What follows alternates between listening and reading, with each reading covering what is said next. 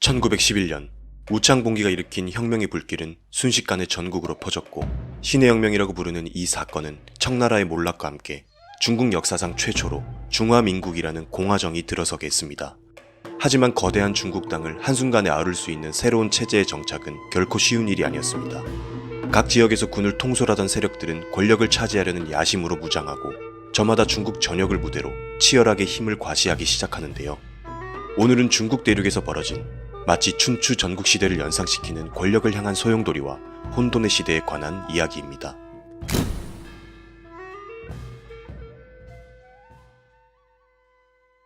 우창봉기를 시작으로 전국 각지에서 청나라로부터 독립을 선포하고 나선 1911년 말, 마지막 황제인 푸이의 아버지 순친왕 제풍은 북양군벌을 이끌던 위안스카이에게 육해군의 통솔권을 주며 남쪽으로 내려가 혁명파들을 제거하는 임무를 맡깁니다.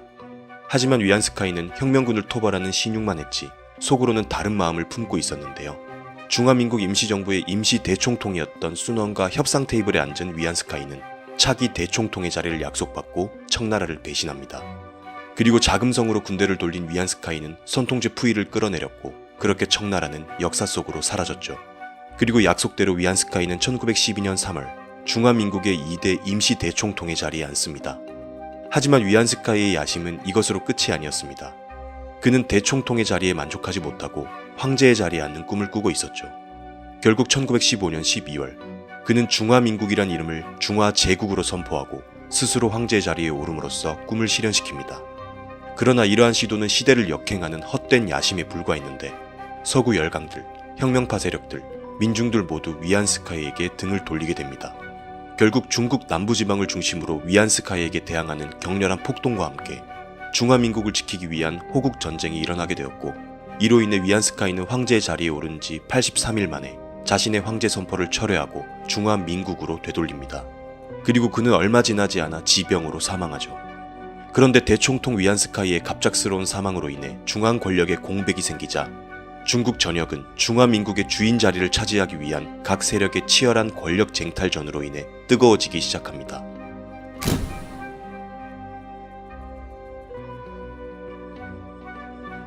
군벌이란 과거 군웅 등의 용어로 표현되며 왕조의 멸망과 함께 반복적으로 등장한 지방의 군사 세력입니다. 이들은 중앙 권력의 약화를 기회 삼아 자신들의 영향력을 확대시키고자 했죠. 위안스카이의 사망 후 그가 이끌던 북양군벌은 빠르게 분열됩니다.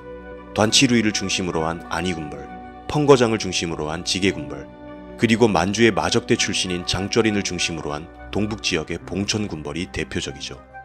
위안스카이의 후임으로는 별다른 세력이 없던 리안웅이 총통 자리를 물려받았지만 실질적으로는 안희군벌의 수장段祺루이가 국무총리의 자리에서 중화민국의 실권을 장악했죠.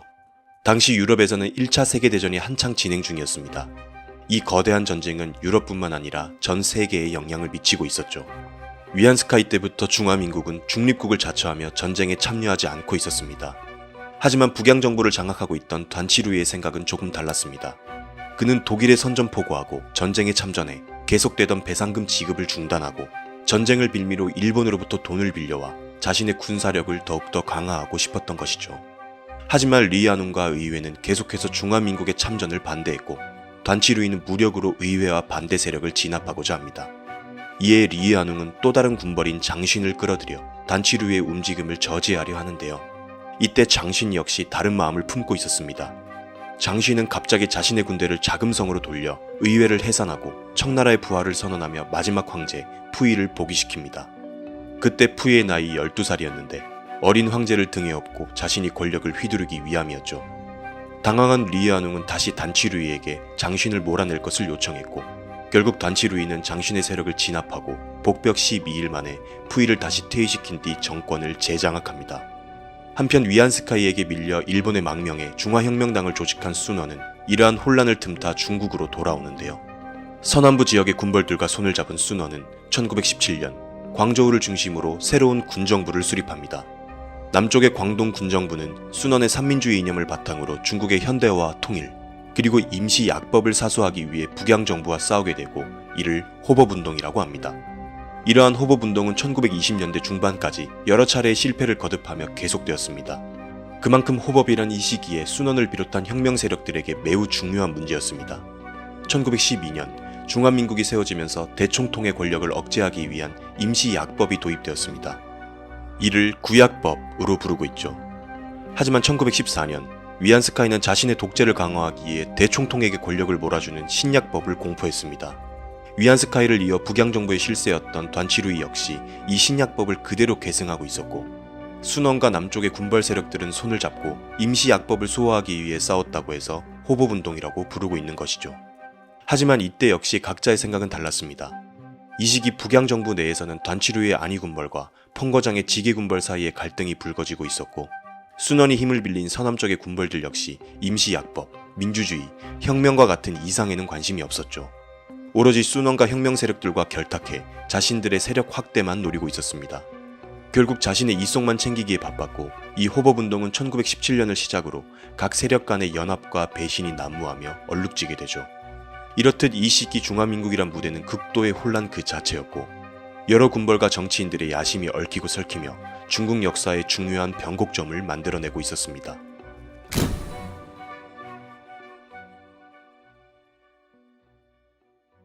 19세기 말부터 중국의 산둥반도는 독일이 점령하고 있던 조개지였습니다. 그래서 산둥반도의 해안도시 칭다오에서 맥주 공장이 설립되어 지금의 칭다오 맥주가 있게 된 것이죠. 그런데 1차 세계대전이 끝나고 1919년 열린 파리 강화회의에서 중국의 산둥반도에서 일본의 이권을 인정하게 됩니다. 1915년 일본은 산둥반도를 차지하고자 중국 정부에 21개조 요구서를 제출했었는데, 단추르이 정부는 1917년 독일의 선전포고를 하며 일본의 지원을 받아들인 만큼 일본의 호의적인 태도였고, 결국 전후 처리 과정에서 영프 연합국의 묵인과 기존의 중일 간의 협약을 근거로 패전국인 독일의 조개지 산둥반도가 일본으로 넘어가게 된 것이죠. 당시 중국 민중 사이에서는 미국 대통령 우드로 윌슨의 민족 자결주의가 대두되고 있었는데, 중국 민중은 당연히 패전국인 독일로부터 다시 산둥반도에서의 권익을 돌려받을 수 있을 것으로 기대하고 있었죠. 하지만 정작 산둥반도가 일본으로 넘어가자 중국 민중은 크게 분노했고, 1919년 5월 4일 베이징 대학을 중심으로 한 학생들이 대규모 시위를 주도합니다. 학생들과 지식인들은 반제국주의를 외치며 국가의 자주성 회복을 외쳤고, 운동은 전국적인 규모로 확대되었죠. 그리고 이 시위는 일본의 침탈을 묵과하는 군벌 정부에 대한 분노이기도 했습니다. 오사운동은 단순한 학생 시위를 넘어 중국 사회 전반에 영향을 끼치며 각 세력의 리더들에게 정치적 각성을 촉진합니다. 1919년 순원은 도쿄에서의 망명 시절 창설했던 중화혁명당을 중국국민당으로 개칭하고 본격적으로 국벌을 통한 중화민국 통일이라는 혁명의 완수를 위해 뛰어듭니다.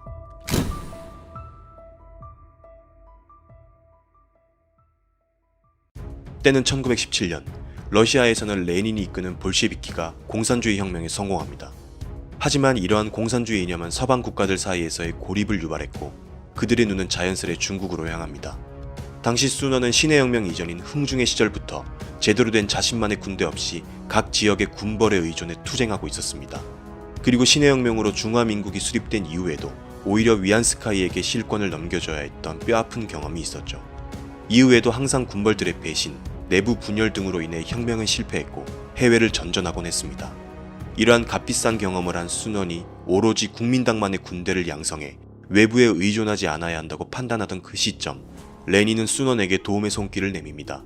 소련은 중국의 군사 고문을 파견해 여러 문제점을 파악하고 군사력 확보를 위한 지원을 펼치는데, 1924년 소련의 도움으로 광저우에 황포 군관학교가 세워졌고, 그곳에서 수많은 국민혁명군을 양성하기 시작합니다. 이 황포 군관학교는 약산 김원봉이 군사훈련을 받은 곳이기도 하죠. 그리고 황포 군관학교 초대 교장이 바로 순원의 최측근 장제스였습니다. 그리고 1921년 역시나 오사운동의 영향으로 또 다른 당이 창당되었는데, 러시아의 혁명 성공과 함께 공산주의 이념은 빠른 속도로 중국 내에 퍼져나가기 시작했고, 그의 영향을 받아 1921년 러시아 코민테른의 주도로 반제국주의, 반봉건주의의 기치를 들고 중국 공산당이 창당되죠. 천두슈, 리다자오 등 13인의 대표가 모여 1차 당 회의를 열었고, 그곳에는 28살의 마오쩌둥도 있었습니다. 이처럼 오사운동으로 인한 정치적 각성, 그리고 러시아의 볼셰비키 혁명 성공은 중국 내의 정치적 기운을 고조시키고 있었습니다. 그리고 국민당, 공산당 할 것 없이 중국은 자연스레 소련과 깊은 관계를 형성하고 있었죠. 그리고 이 두 당은 군벌을 물리치고 중국 통일이라는 과업을 완수하기 위해 일시적으로 손을 잡게 됩니다.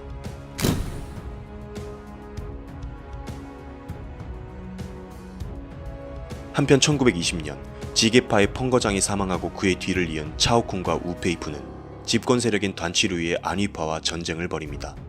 그리고 봉천파의 장쩌린 역시 차오쿤과 우페이프를 지원했고 결국 전쟁에 승리한 지게파가 베이징에 입성합니다. 그런데 이번에는 안위파를 몰아내기 위해 연합했던 지게파와 봉천파 사이에 갈등이 벌어집니다. 결국 이들 사이에 또 다른 내전이 벌어지게 되었고 패배한 봉천파는 근거지인 만주로 쫓겨나죠. 그렇게 중화민국의 총통 자리는 지게파인 차오쿤이 차지하고 우페이프가 실권을 장악하게 됩니다. 그러던 중 비슷한 시기 소련의 공산주의 국제연합인 코민테르는 중국 내 공산당의 세를 확장하기 위해 순원의 국민당과 연합하길 원하고 있었습니다. 순원 역시 사상적으로는 공산주의에 동의하지 않았으나 북벌을 통해 베이징 정부를 장악하고 있던 군벌을 무너뜨리고 혁명을 완수하기 위해서는 공산당과의 연합이 필요했었죠. 결국 순원은 공산주의 이념은 인정하지 않지만 공산당이 추구하는 반제국주의에는 동참하겠다며 노동자와 농민을 돕는다 라는 내용을 담은 새로운 삼민주의를 탄생시키며 공산당원들을 국민당으로 받아들이기 시작했고 이렇게 국민당과 공산당 두 세력의 1차 국공합작이 이루어지게 됩니다. 그리고 때마침 만주로 쫓겨난 장쩌리는 일본의 지원을 받아 신식 군대의 양성과 현대화 작업을 통해 지게파를 향한 복수의 칼날을 갈고 있었고 1924년 남아있던 안위파 세력 그리고 순원의 혁명군과 삼각동맹을 맺고 지게파 타도에 나서게 됩니다. 국공합작으로 공산당을 받아들인 순원에게는 베이징의 지게파 정부를 무너뜨리고 북벌을 완수할 수 있는 좋은 기회였죠. 전쟁 초반에는 지게파가 우세했고 봉천파는 또다시 밀려날 위기에 처해 있었습니다. 하지만 우페이프의 휘하에 있던 농공 행상에 불만을 품고 있던 펑이샹의 배신으로 상황은 역전되는데요. 펑이샹은 돌연 봉천파를 향해 진군하던 군대를 회군하여 베이징에서 쿠데타를 일으킵니다. 그렇게 펑이샹은 베이징 정변을 일으켜 차오쿤과 우페이프를 몰아내게 되죠. 퇴위된 후 자금성에서 조용히 살던 마지막 황제 푸이가 성에서 쫓겨난 것도 이 베이징 정변 때였습니다. 그렇게 펑이샹의 배신, 순원과의 연합 등으로 인해 드디어 지게파의 복수를 마치고 중원으로 진출한 봉천파 장쩌리는 단치루이를 다시 불러들여 임시 집정을 맡게 합니다. 그렇게 지게파를 몰아낸 이들은 순원을 베이징으로 초청해 앞으로의 국정에 관한 회담을 요청하죠. 그렇게 1924년 말경 드디어 순원은 베이징으로 입성해 염원하던 중국 통일을 고대하고 있었습니다. 그리고 이듬해 초 단치루이의 주선으로 시국 수습을 위한 회의가 베이징에서 소집되었는데 회의에 참가한 각 세력의 대표단들은 역시나 자기들의 이익만 추구하는 데 급급했고 회의는 별다른 결과 없이 수십 차례 개최되며 시간만 허비할 뿐이었습니다. 이러한 정치적 난제 속에서 순원은 베이징에서 간암으로 쓰러졌고 1925년 3월 세상을 떠납니다. 청나라 말기부터 평생을 중국 혁명에 몸을 바친 지도자의 허망한 죽음이었죠. 그의 사후 자연스레 국민당 내에서는 후계자 자리를 놓고 갈등이 벌어집니다. 그리고 야심 가득했던 장제스는 중산암 사건을 일으키며 당내 새로운 리더로 떠오르는데요. 그는 순원의 유지를 받아들여 못다한 북벌을 완성시키고 중국 대륙의 최종 승자가 되길 원했습니다. 이미 이전부터 북벌에 관한 의견 차이로 국민당 내에서 공산당과 날을 세우고 있던 장제스.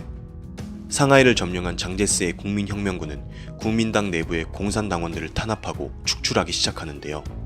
이러한 계기로 결국 1차 국공합작은 결렬되고 맙니다. 그리고 혼란했던 군벌 시대에 이어 중국 현대사를 뒤흔든 내전인 국민당과 공산당의 일전이 눈앞으로 다가오고 있었습니다. 다음 편에서는 장제스의 북벌, 마오쩌둥의 공산당, 그리고 중화인민공화국의 수립에 관한 이야기로 이어집니다.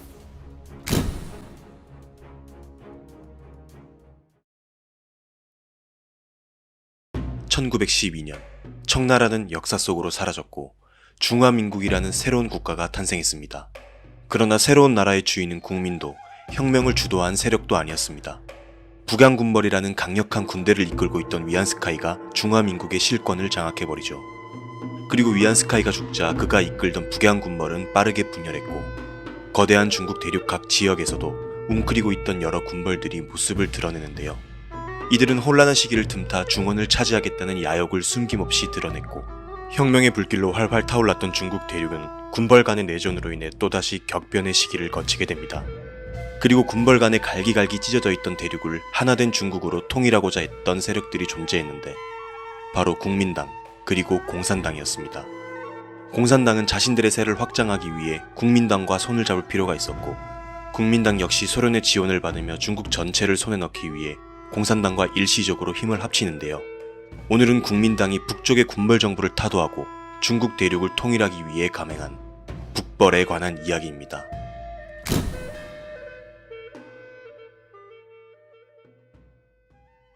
(1919년) 국가의 자주권 회복을 외친 오사운동의 영향으로 인해 순원이 창설한 중화혁명당은 중국 국민당으로 개칭하며 본격적으로 중국 통일을 향한 과업에 뛰어듭니다. 순원은 국민당만의 독자적인 군대를 가지기 위해 소련으로부터 여러 지원을 받기 시작했고 1차 국공합작을 통해 공산당원들을 국민당으로 받아들이며 힘을 응집하고 있었죠. 그런데 1925년 40여 년을 중국 혁명에 투신한 국민당의 지도자 순원은 간암으로 사망합니다. 그리고 중국 혁명의 지도자인 순원의 뒤를 이어 국민당을 이끌 여러 인물이 등장하는데요.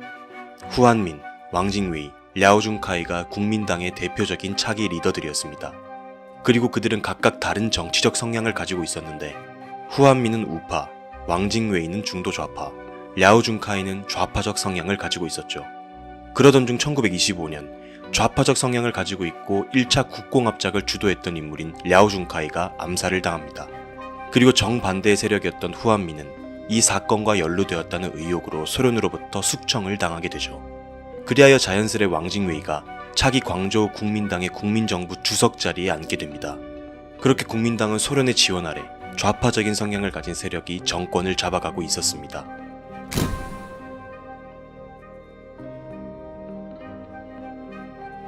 당시 장제스는 소련의 지원 아래 설립된 황푸 군관학교의 교장 자리에서 국민혁명군 양성에 힘쓰고 있었습니다.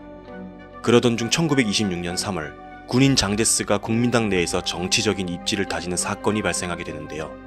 당시 순원의 별칭을 딴 군함인 중산함을 지휘하던 함장은 국민당 내 공산당원이었던 리주룽이라는 사람이었습니다.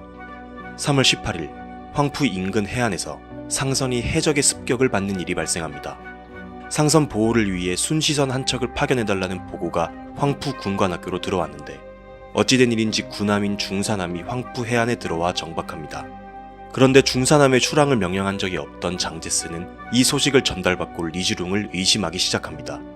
더군다나 중산함은 단순 정찰을 위한 순시선이 아닌 즉시 전투가 가능한 전투 주력함이었죠. 결국 장제스는 중산함 출항 사건을 자신을 납치하기 위한 공산당 및 좌파 세력의 반란이라 규정짓고 함장 리주룽을 비롯해 관련자들과 소련의 군사 고문을 체포하고 추방하는데요. 이 사건이 바로 중산함 사건입니다.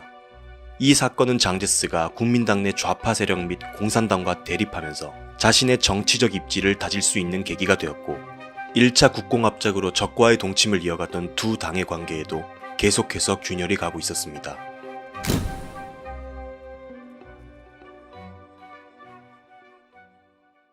그리고 국민혁명군의 총사령관이 된 장제스는 1926년 7월 순원의 유지를 받들어 본격적인 북벌을 추진합니다. 제국주의와 매국 군벌을 타도하고 인민의 통일정부를 건설한다는 것이 그들의 목표였죠. 황푸 군관학교를 통해 체계적으로 훈련이 된 군사들이 계속해서 쏟아져 나왔고 소련으로부터 군자금과 물자의 지원도 계속해서 받고 있던 국민혁명군은 베이징을 목표로 북상하기 시작합니다. 당시 베이징 북양정부를 비롯해 동북 삼성 일대는 만주의 마적대 출신인 장쩌린의 봉천파가 장악하고 있었습니다. 그리고 양쯔강 일대에는 펑이샹의 배신과 2차 직봉전쟁에서 밀려난 지게파의 우페이프가 후베이성에, 그리고 순천팡이라는 인물이 장시성에 할거하고 있었죠. 국민혁명군의 첫 번째 목표는 상계 군벌이 차지하고 있던 후난성이었고 1926년 8월 12일 성도인 창사를 점령한 국민혁명군은 빠르게 후난성을 차지합니다. 후난성을 차지한 국민혁명군의 다음 목표는 우페이프가 있던 후베이성이었는데요. 성도인 우안을 공격하기 시작한 국민혁명군은 지게파의 처절한 방어전을 뚫고 10월 10일 우안을 차지하면서 후베이성을 손에 넣습니다. 비행기까지 투입하고 한 달간의 교전을 벌일 정도로 치열한 공방전이었죠. 후베이성을 손에 넣은 이들의 다음 목표는 장시성이었습니다. 그곳은 지게파의 순천팡이라는 인물이 차지하고 있던 지역이었는데요. 순천팡은 장수, 안휘, 저장, 장시, 그리고 푸젠성까지 중남부 5개의 성을 대표한 5성 연군 총사령관으로서 베이징을 장악한 장쩌린의 남하를 저지하며 강남에서 위세를 떨치던 인물입니다. 장제스의 국민혁명군은 장시성을 차지하기 위해 강남의 호랑이 순천팡의 군대와 일전 일대의 격전을 벌였고 11월 8일 성도인 난창을 점령한 국민혁명군은 결국 장시성까지 차지하기에 이릅니다. 그리고 연이어 푸젠성의 푸저우와 저장성의 항저우까지 손에 넣게 되죠. 그야말로 파죽지세라는 말 이외에 표현할 방법이 없던 국민혁명군. 결국 이듬해 3월, 당대 최고의 대도시 상하이와 난징을 접수하며 중국 대륙의 3분의 1을 손에 넣게 됩니다.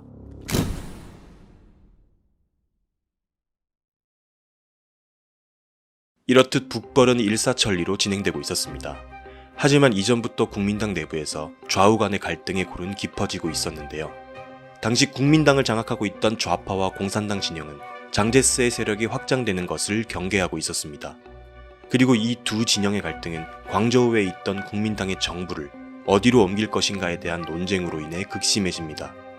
국민당 정부 측은 우한으로의 천도를 주장했고 장제스 측은 난창으로의 이전을 주장했죠. 하지만 장제스를 반대하는 반장 세력이 장악하고 있던 국민당 수뇌부는 1927년 우한으로 이전해 진무를 보기 시작합니다. 특히 1927년 3월 우한에서 열린 국민당 중앙집행위원회 회의에서는 군사위원회를 설치하기로 했는데, 이는 군권에 대한 당의 장악력을 확대함으로써 장제스를 비롯한 우파 세력들의 권한을 격화시키기 위함이었죠. 이에 질세라 장제스는 난창에 북벌군 총사령부를 설치합니다. 그렇게 사실상 국민당은 우한 정부와 난창 둘로 쪼개지게 됩니다. 그리고 1927년 4월 상하이에서 좌우 세력 간에 돌아올 수 없는 강을 건너게 되는 사건이 발생하게 되는데요. 당시 레닌 사후 스탈린이 집권한 소련은 중국 공산당을 지원하며 각 지역에서의 노동자와 농민을 조직화하고 있었습니다. 중국 최대의 도시이자 수많은 노동자가 거주하던 상하이 역시 상하이 총공회를 비롯한 여러 노동단체가 생겨나고 있었죠. 그런데 3월 24일 난징에서 국민혁명군의 병사가 서양인들을 무차별 폭행하고 살해하는 사건이 발생했고, 장제스는 이 일을 국민당과 서양 사이에 갈등을 유발하려는 공산당의 소행이었다고 주장하며 공산주의자들을 탄압할 구실을 찾았고 곧 그들을 토벌할 계획을 세웁니다. 특히 이때 청방과 홍방이라고 하는 범죄 조직에 아편 전매권을 주며 매수하기도 했죠. 그렇게 서구 세력과 범죄 조직까지 등에 업은 장제스는 공산당과 그들이 선동하는 노동조합이 나라를 어지럽히고 있다며 상하이에 계엄령을 선포하고 4월 12일 본격적인 공산당 토벌작전에 돌입합니다. 계엄군은 약 2,000명의 군인과 범죄 조직을 동원해 공산당의 주요 거점과 노동조합을 습격했고, 그렇게 상하이에서 하룻밤 사이에 약 300여 명의 공산주의자 및 노동자들이 참혹하게 살해되죠. 오늘날 이 사건을 공산당이 집권한 중국에서는 4.12 상하이 쿠데타, 대만에서는 4.12 청당운동이라고 표현하고 있습니다. 이러한 장제스의 공산당 소탕작전은 상하이에서 끝나지 않고 항저우 그리고 광저우까지 퍼져나가게 됩니다. 장제스는 이러한 공산당 토벌작전을 통해 다시 한번 국민당 내에서 자신의 입지를 강화했고, 이후 장제스는 후한민 등 국민당 우파 세력과 합작해 난징을 중심으로 국민당 정부를 새롭게 수립합니다. 그리고 좌파를 중심으로 한 국민당 우한 정부에서는 장제스를 모든 직위에서 해제하고 인민 학살에 대한 책임을 묻겠다고 압박을 가하죠. 그러던 중 우한 정부 내에서도 분열이 발생하게 됩니다. 6월 1일 소련의 스탈린은 중국 주재원 로이를 통해 긴급 지시를 내렸는데, 주요 내용은 2만 명의 공산당원, 5만 명의 혁명적인 노동자와 농민을 무장시키고 8개에서 10개의 사단을 조직하자는 것, 그리고 우파 세력과 타협하고 장제스와 연락을 취하는 국민당 내의 반동분자를 당장 처벌하라는 내용이었죠. 즉 이제는 국민당 전체를 공산당이 장악해버리겠다는 내용이었습니다. 하지만 당시 좌파적 색채를 띠던 우한 정부에서도 이러한 스탈린의 지시는 받아들이기 어려울 만큼 지나치게 혁명적인 내용이었고, 결국 공산주의자는 아니었던 우한 정부의 왕징웨이 역시 공산당과의 결렬을 다짐하게 됩니다. 그러자 1927년 7월 13일 소련의 코민테른과 중국 공산당 역시 장제스를 살려두고 타협하려는 국민당은 필요 없다며 국민당 탈퇴를 선언했고, 왕징웨이도 분공, 즉 공산당과 분리하겠다고 선언하죠. 1924년 1월부터 약 3년 반 동안 동상이몽을 이어온 1차 국공합작이 결렬되는 순간이었습니다.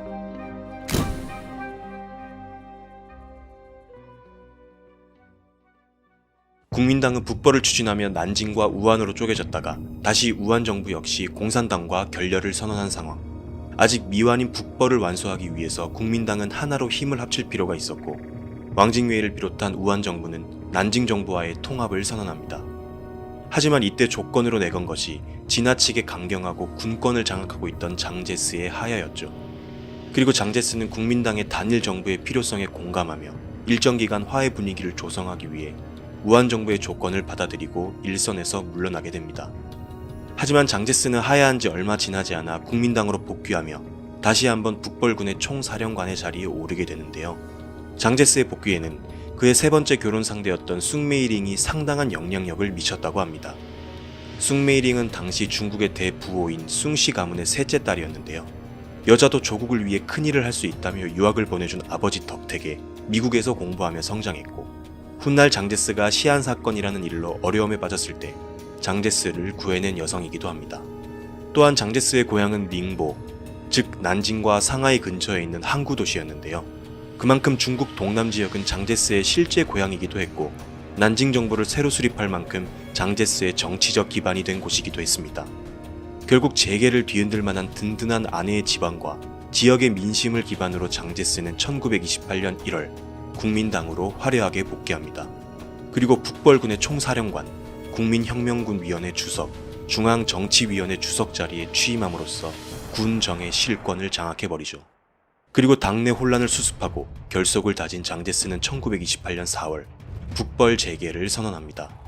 당시 베이징에서는 여전히 봉천파 장주얼이니 안국군 총사령관이라는 자리에서 정권을 유지하고 있었습니다. 하지만 펑이샹과 옌시산 등 여러 군벌들을 품은 국민혁명군의 북벌은 더욱더 순조로웠습니다. 국민혁명군은 산둥 지역을 비롯해 남아있던 군벌들을 소탕하며 파죽지세로 북상하는데요. 남쪽이 정벌된 이후 뒤늦게 여러 군벌을 규합해 방어해보고자 했던 장주얼인의 북양정부도 더 이상 대세를 뒤집을 수 없었습니다. 그렇게 북벌군은 베이징을 향해 총공격을 감행했고, 결국 장주얼인은 근거지였던 동북지역으로 물러나며 베이징을 내줍니다. 그런데 만주로 돌아가던 장주얼인을 태운 열차가 지나가던 철로에서 갑작스러운 폭탄 테러가 발생합니다. 테러를 자행한 세력은 만주에서 힘을 확대하던 일본 관동군이었는데, 일본 관동군은 자신들의 입맛대로 쉽게 움직이지 않는 장주얼인이 만주로 돌아온다고 하자 그를 제거해버리기로 한 것이죠. 결국 이러한 열차 폭발 테러로 인해 북양군벌의 한 축이자 봉천군벌의 수장 장주얼인은 사망했고, 만주는 그의 아들인 장쇠량이 이어받게 됩니다. 그렇게 동북 삼성을 이어받은 장쇠량은 이대로 밀고 올라오는 장제스를 방어하며 버텨볼 것이냐, 아니면 장제스에게 항복하고 국민정부의 소속으로서 아버지를 죽인 원수인 일본 관동군을 몰아내는데 힘을 보탤 것이냐, 이 두 가지의 선택지 앞에 놓이게 되었죠. 결국 그는 고민 끝에 자신의 근거지인 만주 지역을 장제스에게 넘기기로 결단합니다. 1928년 12월 29일 장쇠량은 동북 지역의 모든 관공서에 중화민국 북양정부의 오색기를 내리고 국민정부의 청천백일 만지옹기를 개항하도록 하죠.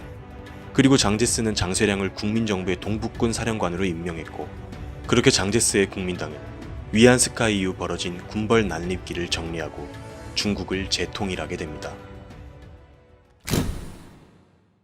그렇게 1928년 장제스의 국민당에 의해 재통일된 중국. 하지만 이것은 표면상의 통일에 불과했습니다.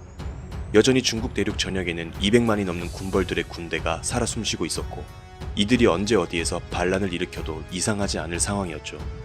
특히나 장제스에 계속되는 공산당 토벌 작전에 산속에 숨어 게릴라전을 펼치며 몸을 피신해 있던 홍군은 국민당의 포위망을 뚫고 1만 2,000km의 대장정을 통해 마오쩌둥을 필두로 강한 결속력을 다지게 됩니다.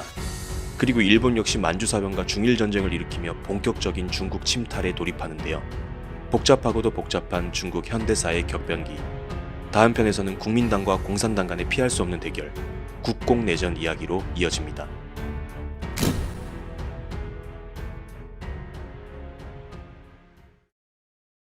(1911년) 청나라가 무너진 이후 중국 대륙은 각 지역에 할거하던 군벌들의 각축장으로 변하게 됩니다. 이후 순원은 베이징을 비롯한 각 지역의 군벌을 타도해 중국 통일을 이루어내고자 했고, 국민당 내부로 공산당원들을 받아들이며 1차 국공합작을 이루어내죠. 하지만 40여 년을 혁명에 투신한 순원의 사후, 국민당은 좌우, 군정 간의 반복되는 내분을 겪기 시작했고, 곧이어 1차 국공합작 역시 결렬되고 맙니다. 국민당의 군권을 쥐고 있던 장제스는 국민혁명군을 이끌고 계속해서 북상하며 군벌 타도를 감행하는데요. 결국 1928년 장제스는 북벌 시작 2년 반 만에 장쇠량에게 동북 지역을 할양받음으로써 중국 통일을 완성합니다. 그러나 이러한 성공은 잠시, 계속되는 국민당 내부의 갈등, 공산당의 존재, 그리고 일본의 본격적인 중국 침탈 등 여전히 불안정한 정세 속에서 장제스는 자신의 권력 안정화의 가장 큰 걸림돌로 공산당을 지목하며 본격적인 공산당 토벌 작전에 돌입하게 되는데요. 오늘은 중국 현대사의 물줄기를 바꿔버린 과정, 국민당의 북벌 이후 본격적으로 펼쳐진 공산당과의 대결, 국공내전에 관한 이야기입니다.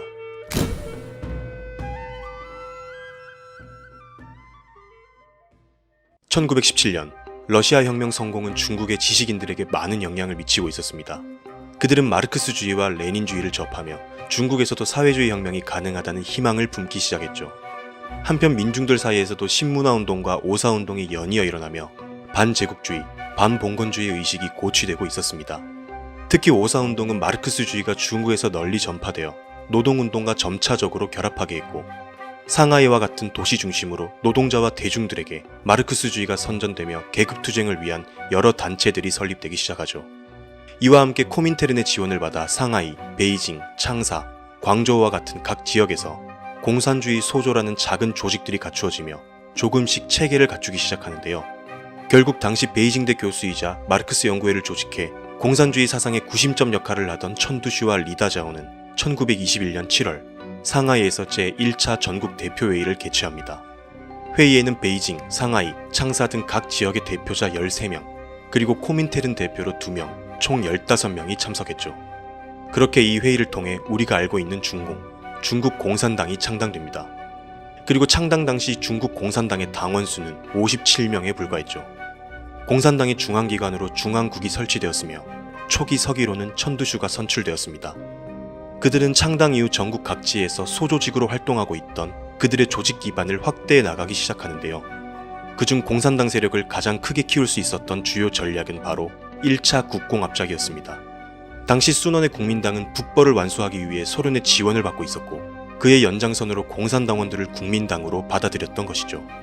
공산당원들은 본격적으로 국민당 내부로 들어가 국민당원으로서 활동하기 시작했고, 이들은 프롤레타리아의 혁명을 통해 사회주의를 실현해야 한다고 선전하며 점차 농민과 노동자들의 지지, 즉 민심을 얻어가고 있었습니다.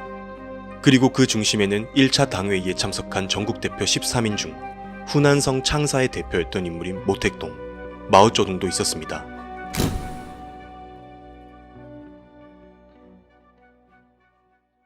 순원의 사후, 중사남 사건, 4.12 상하이 쿠데타와 같은 사건들을 거치며 장제스가 국민당 우파를 상징하는 실권자로 등장하고 있었고, 그렇게 국민당 내부에서는 좌우 간의 갈등, 그리고 불편한 동거를 이어가던 국민당과 공산당 간의 이념 대립도 심화되고 있었죠. 결국 1927년 7월 국민당과 공산당은 약 3년 반의 합작 끝에 서로 등을 돌리게 됩니다. 그리고 국민당을 탈퇴한 공산당 간부들은 하나둘씩 장시성의 성도 난창으로 향했죠. 그들은 중국 각 지역의 도시와 농촌 곳곳에서 공산당의 세력을 유지하면서 독자적인 혁명운동을 이어가고자 했습니다. 그리고 저우얼라이, 주더와 같은 인물들을 중심으로 난창에서 주둔하던 국민혁명군 내 공산당원들을 포섭해 무장봉기를 일으키는데요. 바로 공산당이 단독적으로 실행한 첫 무장투쟁인 난창봉기입니다. 공산당의 기습적인 봉기에 국민혁명군 약 800여 명이 사망했고, 그들은 일시적으로 난창 시내를 점령하는 데 성공합니다. 하지만 봉기 전부터 코민테른이 우려했던 대로 공산당만의 단독 투쟁은 시기상조였는데요. 혁명의 기운이 불길처럼 번질 것이라고 생각했던 저우얼라이의 예상과는 달리 민중의 호응은 저조했던 것이죠. 결국 이들은 난창을 점령한 지 5일 만에 국민당 진압군을 피해 난창을 내려놓고 광저우를 향해 남하합니다. 이후 각 지역으로 내려간 공산당은 한코우에서 열린 87 긴급회의를 통해 새로운 무장투쟁을 기획합니다. 이번에는 토지개혁이라는 구호를 들고 농민들을 규합해 봉기를 일으켜보자는 것이었죠. 그리하여 같은 해 9월 7일 후난, 후베이, 장시, 광둥과 같은 여러 성 일대에서 동시다발적으로 농민들을 무장해 다시 한번 봉기를 일으키는데요. 이때가 마침 농민들의 추수기였기 때문에 이를 추수봉기라고 부르고 있습니다.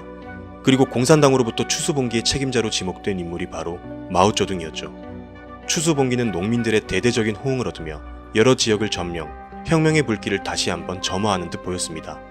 하지만 이 역시 며칠 못 가 국민당의 진압군에 의해 실패로 끝나게 되죠. 그리고 국민당의 추격을 피해 계속해서 남하하던 공산당은 같은 해 12월 11일 광저우에서 또 한 번의 폭동을 일으키며 광저우 시내를 점령하는데요. 하지만 이번에도 국민정부군과 광저우에 주둔하던 서구 세력들에 의해 빠르게 진압되고 맙니다. 이렇듯 1927년에 일어난 공산당의 무장투쟁은 연이어 실패로 끝나게 됩니다.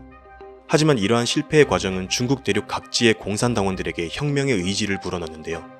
무엇보다도 국민당과 결별 후 스스로 일으킨 공산당만의 무장 봉기였고, 도시 노동자들과 농촌의 농민들을 중심으로 한 공산당 혁명의 신호탄이 된 이 사건들로 인해 현재의 중국 인민해방군의 전신인 중국 공농 홍군, 즉 홍군이 탄생하게 됩니다.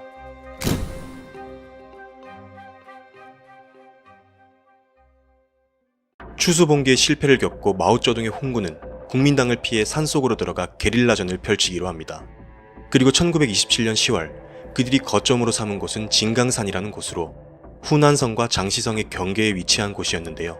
최고 해발 1800m의 높은 산지로 사방이 깎아지른 듯한 절벽으로 이루어진 험준한 산이었습니다. 당시 마오쩌둥이 진강산으로 데리고 간 홍군은 1000여 명에 불과할 정도로 열악한 상황이었습니다. 그마저도 계속된 패배와 산속에서의 여정으로 인해 사기는 땅에 떨어진 상태였죠.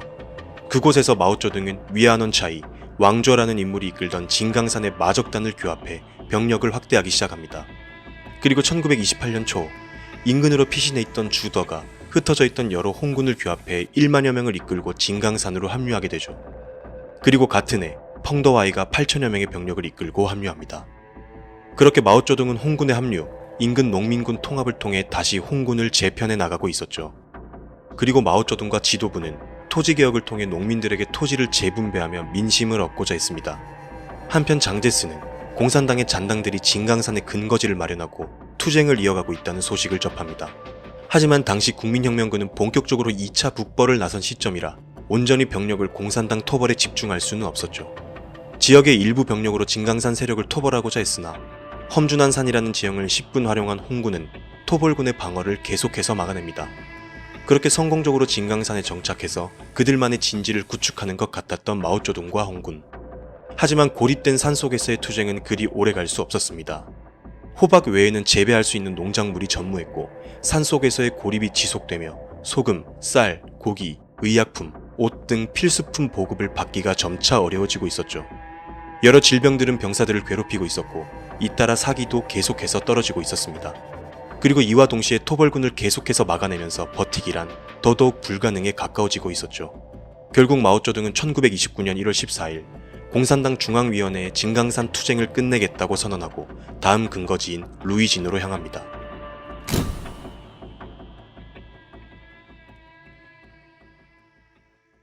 (1928년 12월) 동북 역치를 통해 북벌을 완수한 장제스와 국민당. 하지만 여전히 중국 대륙은 여러 지역의 군벌들이 득실을 거리고 있었고 옌시산, 펑유샹, 리중런, 바이충시, 왕징웨이 등 장제스의 반기를 든 세력들이 합작해 장제스 세력과 전쟁을 벌입니다. 그러던 중 공산당은 마오쩌둥, 주더 등이 새롭게 근거지를 마련한 루이진이 있던 장시 소비에트 지구를 중심으로 허난, 후베이, 후난 쪽으로도 세력을 확장하고 있었습니다. 그리고 1930년 7월 공산당은 리리산이라는 인물이 주도해 후난성의 창사에서 폭동을 일으키며 호남 소비에트 정부 수립을 선포하는데요. 하지만 창사폭동은 국민혁명군의 진압으로 인해 실패로 끝나며 공산당은 3천여 명의 홍군을 잃고 큰 타격을 입게 되죠. 국민당 입장에서는 폭동을 진압하긴 했지만 계속해서 여기저기 각 지역의 소비에트 지구를 만들어 농민들을 무장시키고 세력을 확장하고 있는 공산당의 존재는 거슬릴 수밖에 없었고, 그해 11월 중원대전에서 승리하며 잔여 군벌들을 정리한 장제스의 눈은 공산당으로 향하게 됩니다. 그리고 장제스는 공산당의 싹을 잘라버리기 위한 본격적인 공산당 토벌작전, 초공작전을 개시하기 시작합니다. 1930년 12월 장제스는 허잉친을 사령관으로 삼아 10만여 명의 토벌군을 동원해 장시성을 공략합니다. 당시 국민정부군은 홍군을 두고 고작 산속에 숨어있는 무장공비 빨치산이라며 얕잡아보고 있었죠. 하지만 홍군은 오랜 세월 동안 유인, 매복, 기습작전을 통한 유격 게릴라전에 특화되어 있었고 국민정부군은 얕잡아봤던 홍군으로부터 호되게 당하게 됩니다. 그리고 이듬해 4월 20만 명으로 병력을 늘려 2차 초공작전에 돌입한 국민정부군. 하지만 이번에도 홍군은 산악지대와 숲을 이용한 기동성과 유격전술을 통해 효과적으로 국민정부군을 제압해버리죠. 그렇게 1, 2차 초공작전 모두 실패로 돌아간 국민정부군. 장제스는 1931년 7월 직접 30만 대군을 이끌고 3차 초공작전에 나섭니다. 그리고 압도적인 병력으로 장시 소비에트 지구의 중심 근거지 루이진 근처까지 도달하며 승리를 목전에 두게 되죠. 그런데 1931년 9월 18일 일본 관동군이 갑자기 만주사변을 일으킵니다. 급작스러운 일본 군부의 만주 침략에 국민정부는 장제스에게 난징으로 돌아올 곳을 요청했고, 중국 전역은 같은 국민들끼리의 내전보다는 항일이 먼저라는 여론으로 들끓게 되죠. 결국 9월 20일 국민정부군은 공격을 중지하고 난징으로 돌아가며 3차 초공작전 역시 실패하고 맙니다. 그리고 얼떨결에 국민정부군을 막아낸 공산당은 같은 해 11월 7일 공산당 혁명의 근거지인 루이진을 수도로 삼고 중화소비에트 임시정부를 수립하며 중화소비에트 공화국을 선포합니다. 국가 주석 자리에는 마오쩌둥이 앉았죠. 한편 일본 군부가 일으킨 만주사변과 상하이사변을 급하게 수습한 장제스는 1932년 6월 못다한 공산당 토벌을 위해 50만 군대를 동원한 4차 초공작전을 개시합니다. 그런데 1933년 2월 일본 관동군에 의해 열하사변이 일어나게 됩니다. 이번 역시 국민정부군을 이끌고 있던 장제스는 일본 관동군과 싸우기 위해 공산당 토벌작전을 일시 중지하는데요. 이렇게 1931년 만주사변, 1932년 상하이사변, 1933년 열하사변까지 초공작전 때마다 계속해서 발생한 일본 관동군의 중국 침략은 홍군이 살아남는데 어느 정도 도움이 되었습니다. 이렇듯 1930년부터 1933년까지 장제스는 중원대전, 양광사변, 일본의 침략 등으로 인해 공산당 토벌에 온 힘을 쏟지 못했고, 결국 1에서 4차에 걸친 초공작전은 모두 실패로 끝나게 됩니다. 하지만 장제스는 수건사업이었던 공산당 토벌을 포기할 수는 없었죠. 5차 초공작전을 앞둔 장제스는 독일인 한스 폰젝트를 군사 고문으로 삼고 100만 명의 군대를 동원해 루이진을 향해 진격하는데요. 한스 폰젝트는 국민정부군에게 토치카 전술이라는 것을 전수합니다. 토치카 전술이란 방어 거점을 마련하고 토치카를 설치하며 서서히 포위, 압박해가는 전술인데요.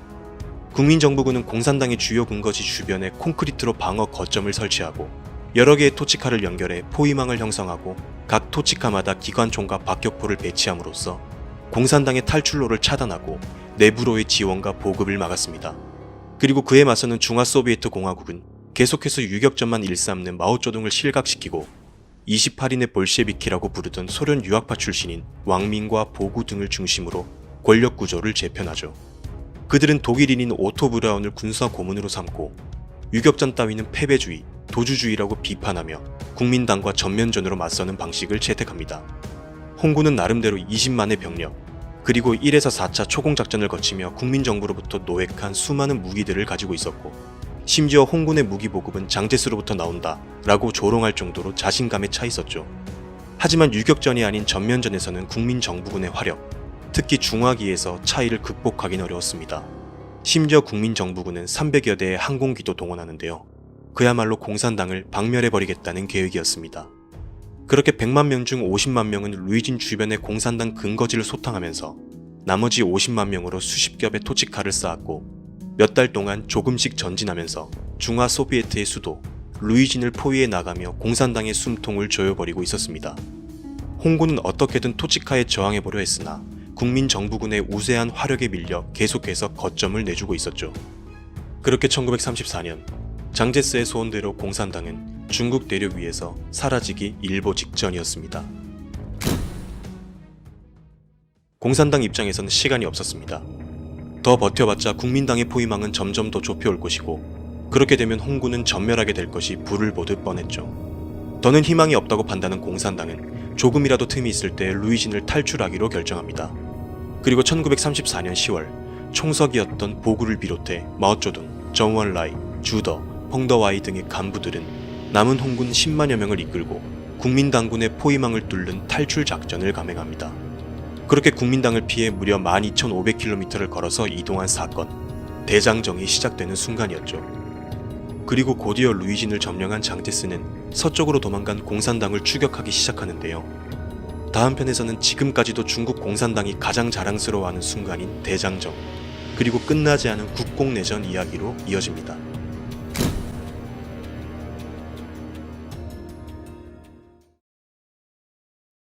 북벌을 완수하고 중원대전까지 승리하며 잔여 군벌들을 정리한 장제스와 국민당의 남은 목표는 공산당이었습니다.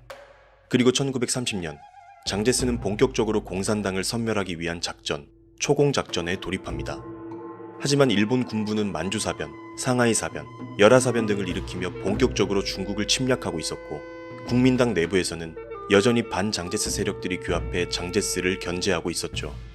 이렇듯 장제스는 대내외적인 이유들로 온전히 공산당 토벌에 집중하기 어려웠고, 결국 1에서 4차 초공작전은 실패로 돌아가게 됩니다. 하지만 절치부심 끝에 100만 명의 병력을 이끌고 일으킨 5차 초공작전에서는 루이진을 봉쇄하며 주변의 공산당 근거지를 격파해 나갔고, 그렇게 장제스는 그의 수건사업이었던 공산당 박멸을 눈앞에 두고 있었습니다. 하지만 공산당은 절대 그대로 죽지 않았습니다. 마오쩌둥을 비롯한 공산당 지도부는 남은 홍군 10만여 명을 이끌고 루이진 탈출을 감행하는데요.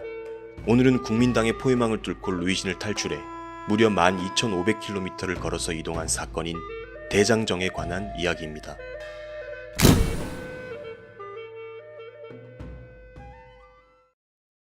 장제스는 1933년 10월 5차 초공작전을 실행합니다. 100만 대군과 함께 토치카 전술을 활용하여 천천히 홍군을 압박해 나갔죠. 홍군은 오랜 기간 게릴라전을 통해 국민정부군을 효율적으로 막아냈지만, 마오쩌둥을 실각시키고 권력을 잡은 보구와 오토 브라운 등 국제파는 국민정부군과의 전면전을 선택했고, 국민정부군에 비해 병력, 장비, 무기 등 모든 것이 뒤처졌던 홍군은 더 이상 버틸 수 없는 지경에 이르게 됩니다. 결국 이들은 루이진 탈출을 감행하기로 합니다. 1934년 10월 16일, 루이진 서쪽 60km 부근에서 홍군이 집결했고 본격적인 행군에 나서게 됩니다. 그렇게 보구, 오토 브라운, 마오쩌둥을 비롯한 지도부와 약 10만여 명의 홍군 제1방명군은 인류 역사상 펼쳐진 군사작전 중 가장 긴 행군인 대장정을 시작하게 되죠. 이들의 안전한 탈출을 돕기 위해 샹잉, 천이 등이 이끄는 1만 6천여 명의 홍군은 루이진을 떠나지 않고 후방을 지켰습니다. 그리고 남은 홍군은 끝까지 살아남았고, 훗날 중일전쟁 때 신사군으로 재편되어 항일전쟁을 이어가게 되죠. 한편 장정길에 나선 홍군은 국민정부군을 피해 무작정 서쪽으로 달아나기 시작합니다. 아무런 계획도 없었고 어떻게 해서든 빨리 벗어나기 위해 밤낮 없이 행군할 뿐이었죠. 그들은 이전까지 혁명의 근거지로 삼았던 진강산이라는 산악 지형을 통해 이동합니다. 추격군을 뿌리치기 위해서는 험준한 산이라는 점을 이용할 필요가 있었죠. 그렇게 출발한 지 한 달여 만에 500km를 이동하며 국민정부군의 봉쇄선 3곳을 무사히 돌파한 홍군은 샹장이라는 강을 건너 후난성 서북부로 이동할 계획을 세웁니다. 하지만 이번에는 장제스의 포위망에 제대로 걸리게 되는데요. 그렇게 1934년 11월 말 샹장을 건너기 위한 홍군, 그리고 그들을 섬멸하기 위한 국민정부군과 광시군의 전투가 펼쳐집니다. 홍군은 사방에서 쏟아지는 포탄과 기관총 세례, 그리고 머리 위로 날아다니는 전투기들을 뚫고 샹장을 건너는데요. 그렇게 토벌을 명령받은 광시군의 바이충시는 홍군 섬멸 이후 장제스가 광시성 전체를 점령할 것을 두려워한 나머지 병력 철수와 회군을 반복하며 제대로 홍군을 섬멸하지 못했고, 그렇게 12월 1일 혈전 끝에 홍군은 샹장 도하에 성공합니다. 이 샹장 전투로 인해 홍군은 5만 명 이상의 병력을 잃었고, 남은 병력은 3만여 명 밖에 되지 않을 정도로 처절한 피해 전투였죠.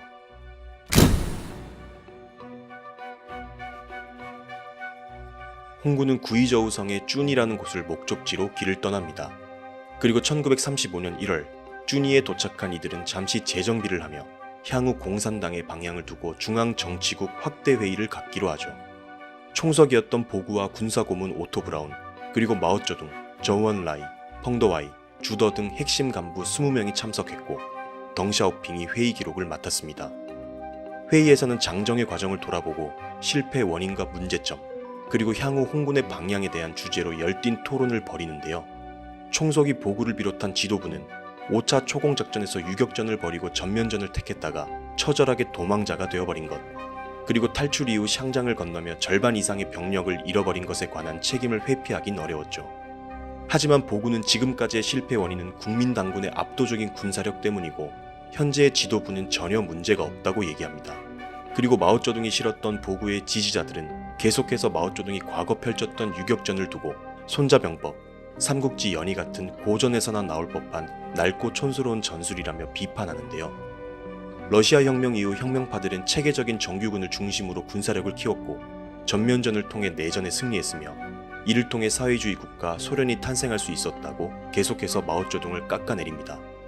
하지만 마오쩌둥은 애초에 중국이라는 나라의 특수성과 속사정도 모르는 외국인에게 군사 지휘를 맡긴 것 자체가 잘못이라고 역설하죠. 이때 붉은 교수라고 불리던 장원텐이라는 인물이 나섭니다. 모스크바 중산대학에서 공부한 그 역시 28인의 볼셰비키 그룹으로서 처음에는 마오쩌둥을 비판해왔지만 5차 초공작전에서의 대패, 그리고 처참했던 장정 과정 등을 통해 점점 마오쩌둥을 지지하게 되었죠. 장원태는 그동안의 분석 결과를 1만자 분량으로 정리해왔고 장장 2시간 동안 지도부를 비판하는데요. 소련의 지침을 무조건적으로 따르는 리더십의 문제, 유연하지 못한 전술 등을 골자로 보구를 비롯한 지도부를 날카롭게 몰아세웠죠. 그렇게 실패를 거듭해온 보구와 오토 브라운 등 소련 국제파의 입지는 줄어들었고 그들은 궁지에 몰리게 됩니다.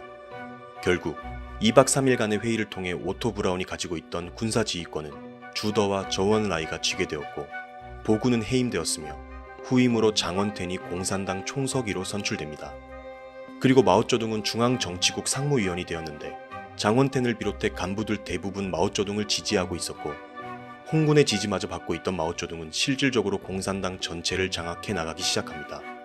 그리고 그동안 소련 국제파 지도부가 고집하던 마르크스주의에서의 프롤레타리아 혁명, 즉 노동자 계급의 투쟁을 일부 수정하여 중국적 해석을 적용해 인구 대다수를 차지하던 농민의 계급 투쟁, 농민 노선을 외칩니다.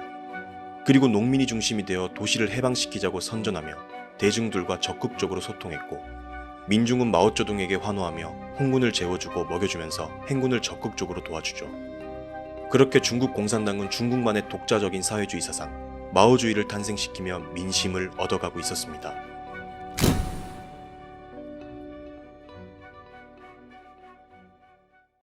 장정을 이어가던 홍군 제1방명군은 윈난성을 지나고 스촨성 서부에 진입합니다.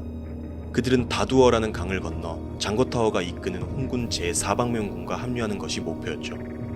홍군은 국민당의 추격을 피하기 위해 험준한 산길을 따라 다두어로 향했는데 그곳에는 현대 문명과 동떨어진 채 고립된 삶을 살아가던 소수민족, 이족이 사는 땅이었습니다.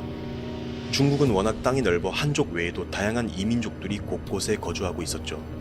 이족은 한족과 중국인들을 증오하고 있었고 장제스는 내심 이들이 홍군을 저지해주길 바라고 있었습니다. 홍군은 당연히 불필요한 전투를 없애고 하루빨리 다두어를 건너길 원했죠. 이족말이 가능했던 류보청을 이족의 족장에게 보내 협상을 시도합니다. 홍군은 지주와 봉건적인 억압에 대항하는 공산주의 이념을 역설하며 이족의 지원을 호소합니다. 그리고 혁명을 통해 새로운 나라를 건설한다면 그들에게 자치권을 주며 보호해주겠다는 약속을 하죠. 이족은 홍군의 제안을 받아들였고 숱하게 피를 물에 타서 나눠 마신 후 형제가 될 것을 맹세합니다. 그렇게 이족의 마음을 얻은 홍군은 그들의 안내를 따라 안전한 길로 이동을 하는데요. 하지만 이족이 지원해줄 수 있는 배는 몇 척 되지 않았고 국민정부군의 추격은 계속되고 있었습니다. 결국 홍군은 서쪽으로 100km 넘게 떨어진 루딩교를 타고 도하하기로 결정합니다. 루딩교는 1706년 청나라 강희제 때 만들어진 다리로 길이 103m, 너비 3m의 쇠사슬과 나무 판자로 된 다리였죠. 홍군의 선발대는 이 다리를 사수하기 위해 100km가 넘는 거리를 밤낮 쉬지 않고 달려갑니다. 국민정부군이 다리를 끊어버리면 긴 강을 따라 수백 킬로미터를 우회해야 했기 때문이죠. 그렇게 루딩교에 도착한 홍군은 이미 나무 판자가 제거되어 쇠사슬만 남아있는 다리를 마주합니다. 그리고 홍군의 22명의 결사대는 다리 위에 쇠사슬만 의지한 채 전진합니다. 건너편에서는 국민정부군의 기관총이 불을 뿜고 있었죠. 22명의 결사대가 건너기 시작하자 나머지 홍군도 따라 건너며 나무 판자를 깔며 전진합니다. 그렇게 차츰차츰 다리를 건너며 수류탄을 던져댔고 나머지 홍군도 뒤따라 다리를 건너며 엄호하자 전세는 기적적으로 뒤바뀝니다. 그렇게 홍군은 성공적으로 루딩교를 건넜고 국민정부군의 참호를 점령하게 되죠. 물론 이러한 다두어 도하는 공산당이 대장정의 위대함을 선전하기 위해 미화했다는 얘기도 많습니다. 루딩교를 건넌 이들 앞에는 히말라야 산맥에서 이어지는 해발 4000m의 설산과 봉우리들이 늘어서 있었습니다. 홍군의 대부분은 중국 남부의 아열대 지방 출신이었고 심지어 그들 중 대부분은 눈이라는 것도 난생 처음 보는 것이었죠. 그렇게 티베트 고원이 내려다 보이는 설산을 넘어서며 고산병, 추위, 굶주림으로 약 1만여 명이 목숨을 잃습니다. 그렇게 설산을 넘어서 스촨성 북서쪽에 들어서자 그들을 기다리고 있는 것은 나무 한 그루 없고 끝이 보이지 않는 대초원이었는데요. 배수로가 없는 땅에 연이어 비가 내렸고 온통 습지대로 변해 한 번 빠지면 헤어나오기도 힘들었습니다. 거기다 식량은 바닥나 있어 잡초, 나뭇잎, 나무 뿌리는 물론 쥐, 벌레를 잡아먹고 개뼈와 사람뼈도 국물로 우려 먹어야 했죠. 그렇게 장정을 시작한 지 300여일, 그들은 죽음의 문턱을 넘어가고 있었습니다.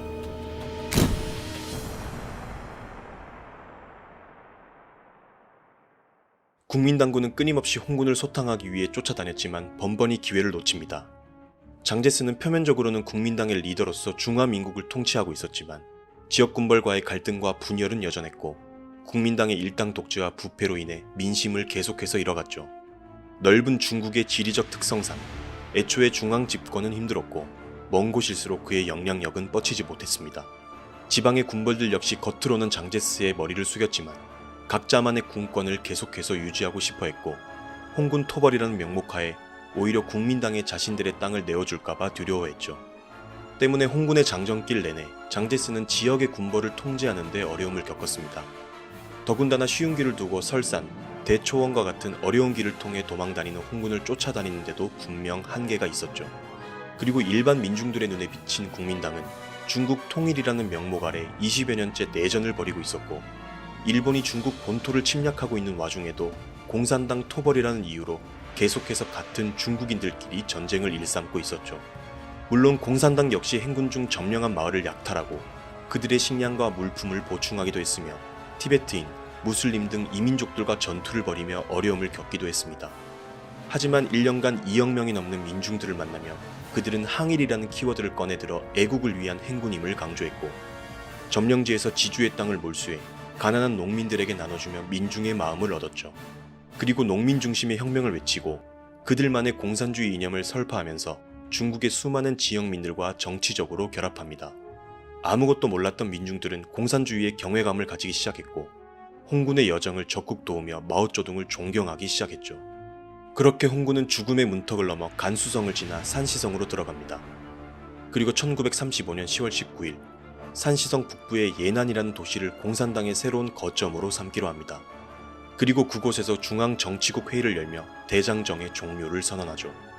그들은 대장정을 종료하고 산시, 간수, 산시, 세 개 성을 중심으로 다시 한번 투쟁을 이어갈 것을 예고합니다. 그렇게 홍군은 368일 동안 12,500km를 행군했고 18개의 산맥을 넘고 17개의 강을 건넜습니다. 약 10만여 명이 출발했던 홍군은 예난에 도착했을 때 6천여 명으로 줄어들어 있었죠.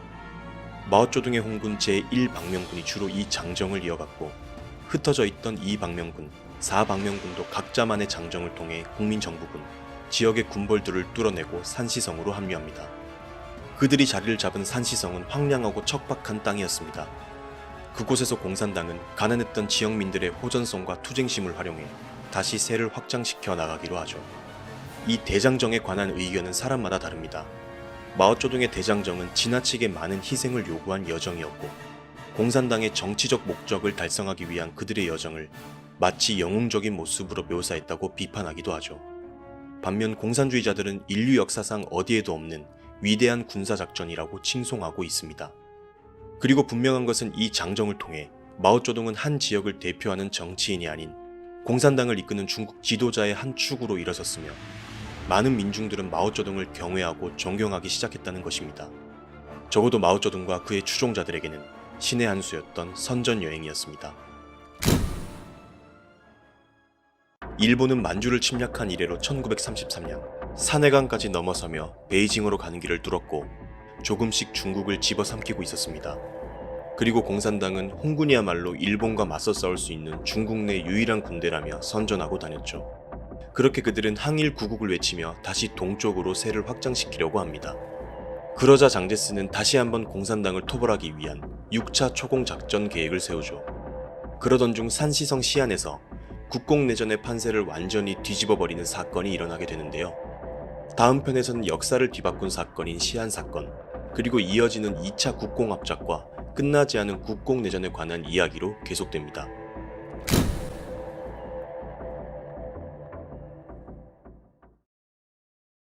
(1934년) 장제스는 5차 초공작전을 감행하며 100만 명의 병력을 동원해 공산당을 공격합니다.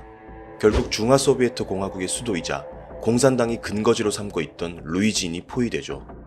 공산당 지도부는 남은 홍군 10만여 명을 이끌고 국민당군의 포위망을 피해 서쪽으로 탈출을 감행합니다. 이들은 그로부터 무려 368일 동안 12,500km를 걸으며 18개의 산맥을 넘고 17개의 강을 건넜죠.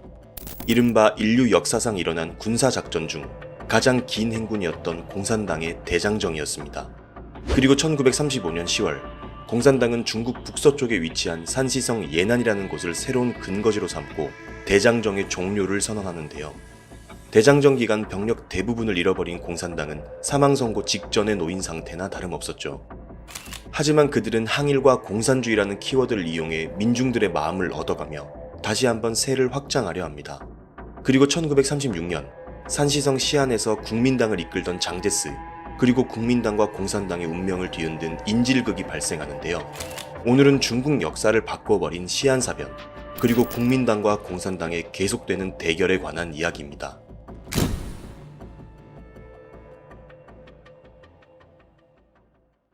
장세량은 대군벌 시대의 한 축을 담당하고 있던 봉천군벌의 수장, 즉 동북 삼성을 비롯한 만주를 지배하던 장쩌린의 아들입니다. 장쩌린은 1928년 만주에서 세를 넓히던 일본 관동군의 열차 테러로 인해 목숨을 잃었죠. 장세량은 장쩌린의 동북 지역을 그대로 이어받았고 20만여 명의 병력을 이끌며 독립왕국의 왕처럼 군림하고 있었습니다. 그는 어린 시절부터 아편을 피웠으며 여자와 술에 빠져 방탕한 삶을 살아가고 있었죠. 하지만 장세량의 삶은 일본의 침략으로 인해 송두리째 바뀌게 됩니다. 장쩌린을 없앤 일본 군부의 야욕은 계속되고 있었고 결국 만주사변을 일으키며 일본은 만주 전체를 손에 넣습니다. 장세량은 1에서 2만 명에 불과했던 일본 관동군에게 손 한 번 제대로 써보지 못하고 만주를 내주고 말았죠. 장세량은 국민당군의 지원을 호소했으나 당시 장제스는 일본과의 전면전에 소극적이었고 결국 장세량은 아버지 장쩌린이 개척해놓은 만주, 즉 고향에서 철수하게 됩니다. 이후 장세량은 러허에 주둔하지만 1933년 일본은 열하사변을 일으키며 러허까지 손에 넣어버렸고 결국 장세량은 또 한 번 쫓겨나 남은 동북군을 이끌고 산시성 근방에 자리를 잡게 됩니다. 만주의 왕 장세량이 몰락하는 순간이었죠. 장제스는 산시성 부군으로 쫓겨난 장세량을 서북 초비 부사령관에 임명합니다. 대장정을 끝내고 산시성 예난에 자리 잡은 공산당군을 토벌하라는 말이었죠. 하지만 이러한 과정들은 훗날 중국의 역사를 완전히 뒤바꿔버리게 되는 결과를 낳게 됩니다.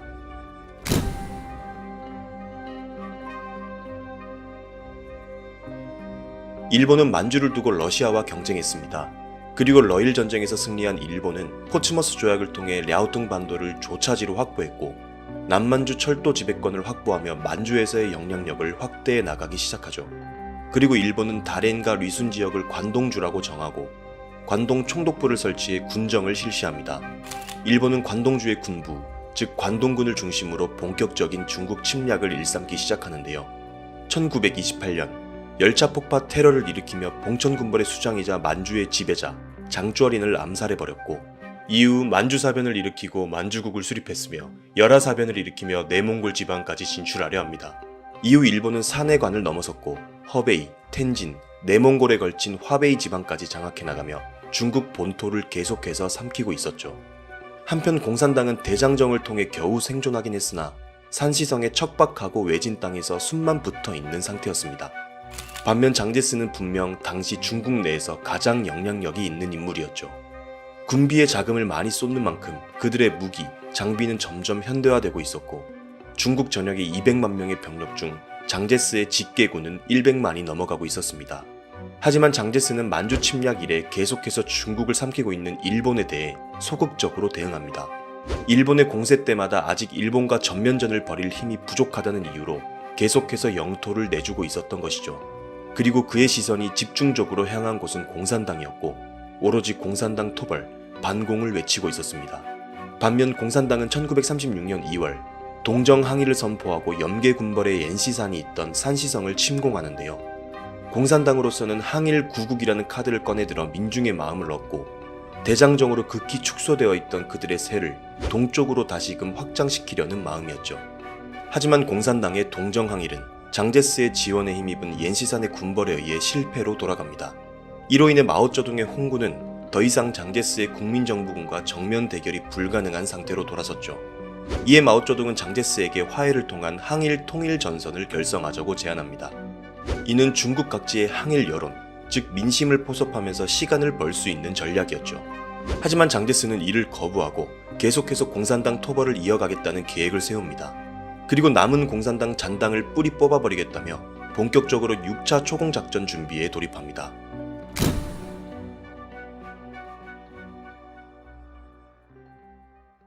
장쇠량과 동북군은 고향인 만주를 잃고 서북 지역으로 쫓겨나 있던 상황.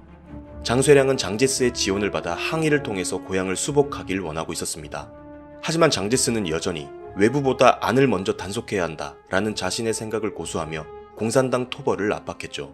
심지어 장제스는 공산당 토벌에 자신의 국민정부군을 지원해주기보다 장쇠량의 남은 동북군을 통해 토벌하길 원했습니다. 결국 공산당 토벌에 성공하면 장제스의 승리, 패배하면 장쇠량 자신과 동북군만 피를 보는 것이었죠. 공산당은 장쇠량의 이러한 불만을 잘 알고 있었습니다. 그리고 그들은 장쇠량을 포섭해 국민당의 공격을 막아낼 방법을 생각해냈는데요. 그것은 장쇠량을 통해 장제스를 설득하게 해 공산당 토벌을 멈추게 하는 것이었죠.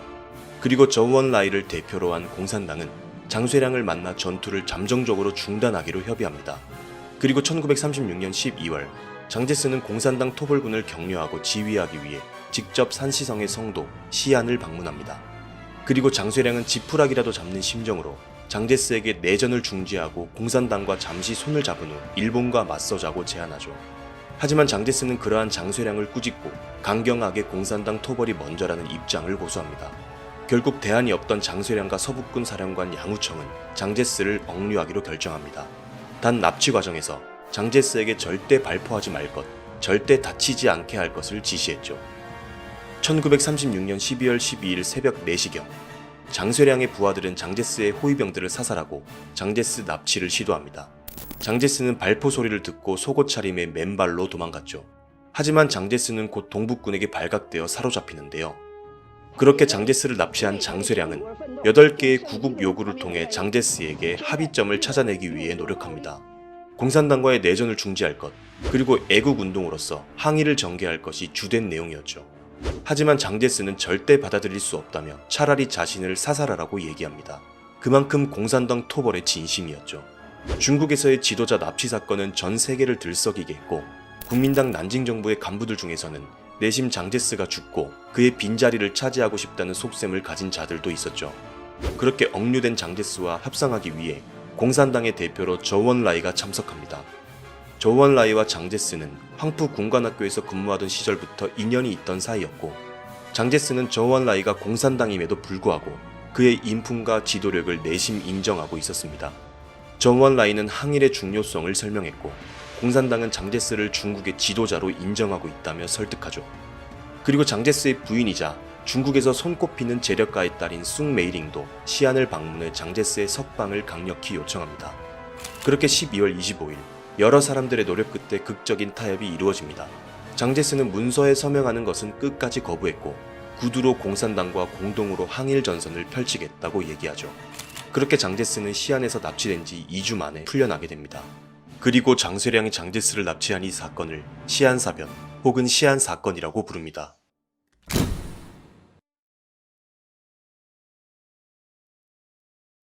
시안에서 풀려난 장제스는 곧바로 전용기를 타고 난징으로 복귀합니다. 그리고 시안사변을 주도했던 장쇠량 역시 같은 비행기를 타고 있었죠. 시안에서 일으킨 쿠데타로 인해 군법회의에 회부된 장쇠량은 10년형을 선고받습니다. 하지만 장제스는 장쇠량을 곧 석방하죠. 그리고 바로 가택연금을 시켜버립니다.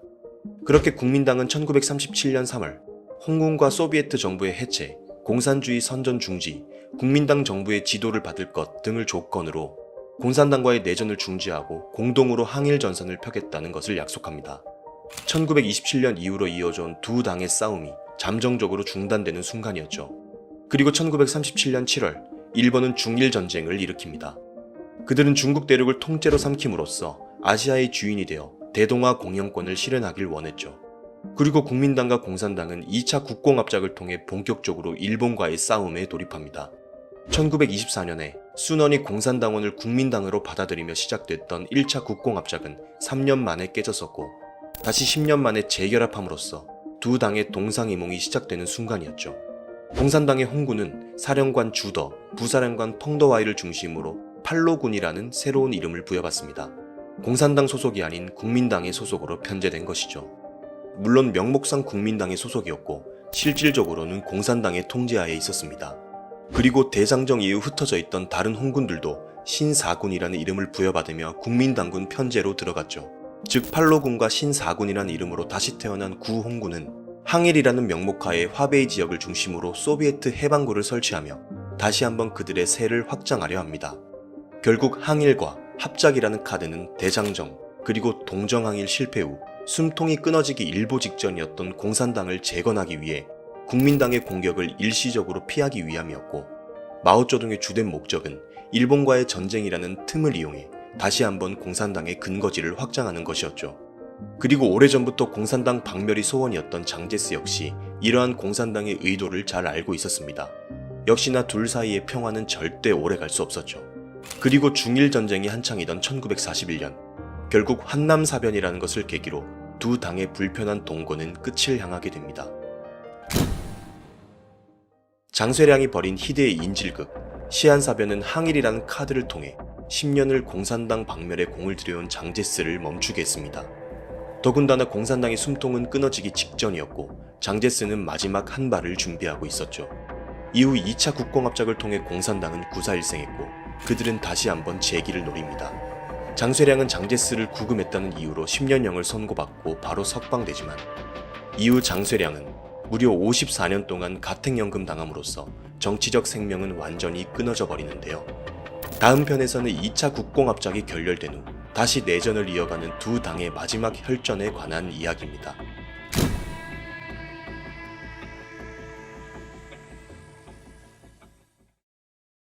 (1928년) 장제스는 2차 북벌을 통해 중국 대륙을 제패했습니다. 물론 이는 명목상 통일에 가까웠습니다. 각지의 군벌들은 여전히 자신들의 지역에서 세를 유지하고 싶어 했고, 국민당 내에서도 장제스에 반하는 세력들이 군벌들과 손을 잡고 호시탐탐 장제스를 몰아내고자 했죠. 그럼에도 불구하고 그 시점, 장제스가 중국 대륙 최고의 실력자인 것은 분명했습니다. 하지만 그가 완벽하게 중국을 손에 넣지 못한 가장 큰 이유가 있었는데, 그것은 바로 공산당의 존재였습니다. 장제스는 여러 차례에 걸쳐 공산당을 토벌하고자 했지만 번번이 실패로 돌아갔죠. 특히 1931년에 일어난 만주사변 이래로 중국 대륙을 손에 넣기 위해 남하하던 일본의 존재는 더더욱 장제스가 공산당 토벌에 집중하기 어렵게 만들고 있었죠.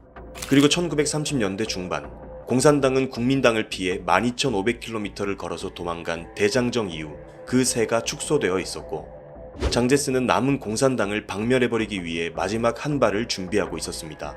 하지만 1936년 시안에서 장쇠량이 일으킨 시안사변은 장제스로 하여금 공산당과의 내전을 중지하게 했고, 이듬해 벌어진 중일전쟁으로 인해 두 당은 2차 국공합작을 맺으며 공동 항일전선을 구축할 수밖에 없었죠. 하지만 원수와도 같았던 두 당의 불편한 동거는 오래 갈 수 없었는데요. 오늘은 시안사변 이후 기사회생한 공산당 그리고 국민당이 중국 대륙의 패권을 차지하기 위해 벌인 마지막 대결, 그리고 지금 우리가 알고 있는 중국 중화인민공화국이 수립되는 과정에 관한 이야기입니다.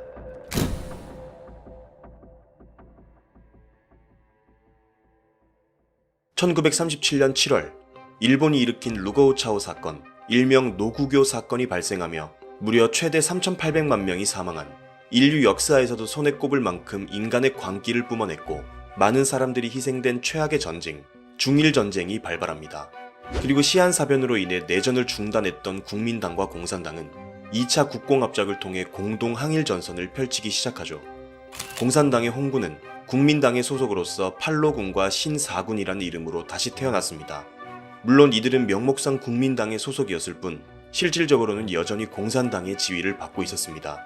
그렇게 본격적으로 중국을 침략한 일본은 전쟁이 발발한 지 얼마 되지 않아 파죽지세로 남하하기 시작했고, 11월 초 상하이를 손에 넣으며 당시 중화민국의 수도였던 난징을 위협하기에 이릅니다. 그리고 12월 13일 결국 중국은 일본의 난징을 넘겨주고 말았고, 일본군은 그 유명한 난징 대학살을 일으키며 중국을 쑥대밭으로 만들어 놓죠. 무려 30만여 명의 중국인이 학살된 희대의 사건이었습니다. 일본은 압도적인 장비와 무기로 무장한 병력을 중국 대륙에 투입해 전쟁을 속전속결로 끝내길 원했습니다. 하지만 그러기엔 중국이란 나라는 너무나 컸습니다. 비록 난징을 점령했지만 국민당의 지도부는 우한으로 피신했고, 우한을 점령하니 충칭으로 피신했죠. 비록 중국은 장비에서는 열세였지만 국민당군을 중심으로 수많은 병력들이 처절하게 항전했습니다. 그리고 무엇보다 일본은 1939년 기준 80만여 명의 병력을 투입했음에도 불구하고 드넓은 중국에서 싸우기 위해서는 병력을 분산할 수밖에 없었고 지속되는 전쟁으로 심각한 보급 문제가 겹쳐 전쟁이 장기화되고 있었습니다. 또한 일본은 보급 문제를 해결하고 자원을 확보하기 위해 동남아 전선까지 확대해 나가며 일을 점점 벌리고 있었죠. 그리고 1941년에는 미국의 진주만을 침공하며 돌아올 수 없는 강을 건너고 있었습니다. 이렇게 일본은 중국 전선에 모든 역량을 투입할 수도 없고 그렇다고 전쟁을 끝낼 수도 없는 상황에 직면하고 말았던 것이죠. 그리고 이 전쟁이라는 틈을 기회로 만든 세력이 있었는데 역시나 공산당이었습니다. 이들은 중일 전쟁 내내 일본과의 전쟁보다 화베이 지방을 중심으로 해방구를 설치하며 자신들의 세를 넓히는 데 집중했습니다. 국민당군이 정규전을 통해 패퇴하는 순간에도 공산당군은 일본의 배후지로 침투해 게릴라전을 일삼으며 계속해서 세를 불려나갈 수 있었고 점령한 지역의 농민들에게 무기를 쥐어주고 나가 싸우자고 선동했죠. 그리고 어느덧 이들은 50만 명 이상의 병력을 보유할 정도로 규모가 커져 있었습니다. 결국 이러한 중일 전쟁은 시한사변을 통해 기사회생한 공산당이 부활하는 시기이기도 했습니다. 이미 당시 마오쩌둥은 전쟁 이후 중국 재패라는 큰 그림을 그리고 있었던 것이죠. 당연히 장제스 역시 공산당의 이러한 의도를 잘 알고 있었습니다. 그리고 결국 1941년 1월 국민당군은 환남에서 이동 중인 신사군 9천여 명의 병력을 괴멸시켜 버리는데요. 이를 환남사변 혹은 신사군 사건이라고 부르고 있습니다.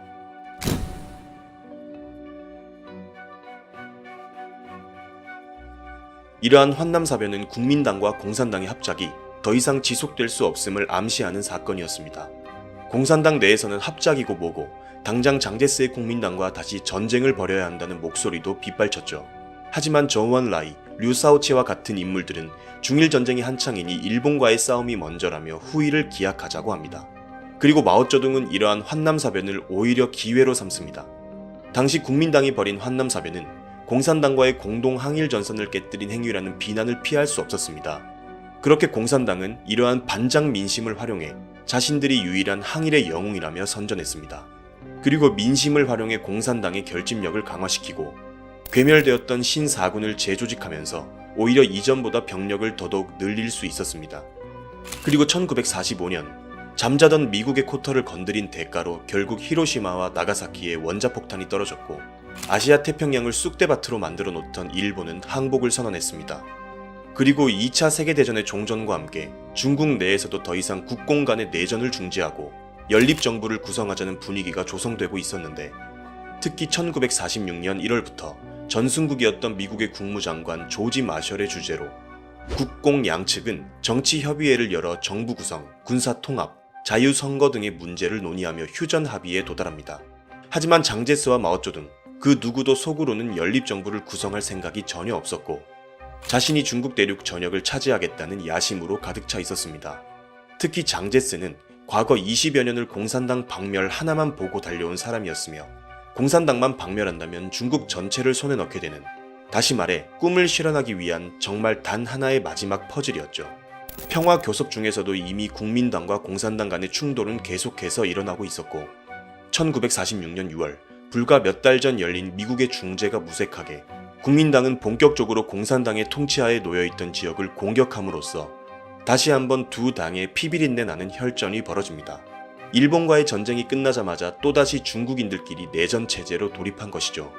중국 국민들 입장에서는 신해혁명 이후 내 삶의 터전에서 약 30-40년 동안 전쟁만 벌어지고 있는 고통의 나날들이었습니다. 이전부터 명목상 중국의 지배자는 장제스였고 국민당군의 병력, 장비, 무기가 늘 공산당을 앞서왔습니다. 그 시점 장제스의 국민당군은 430만 명, 공산당군은 120만 명의 전력이었죠. 그리고 1947년 3월 국민당군은 중화소비에트 공화국의 수도인 예난을 점령하기도 합니다. 특히 국민당군은 미국의 지원을 받고 있었고 그렇게 국민당이 내전에서 손쉽게 승리해 중국 전역을 손에 넣을 것처럼 보였습니다.